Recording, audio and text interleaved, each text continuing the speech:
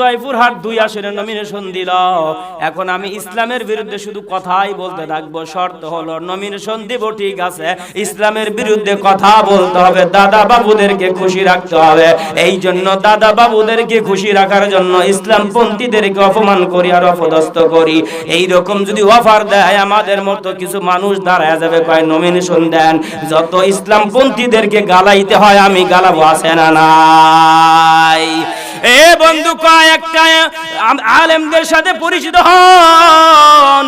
একজনের নাম হলো জুনাইদ আল হাবিব, আরেকটার নাম হলো মনির কাসিমি। এই রকম 4টা মুনাফিক দাঁড়ায় গেছে, তারা বড় বড় আলেম, তাদেরকে আমি ছোট করতেছি না।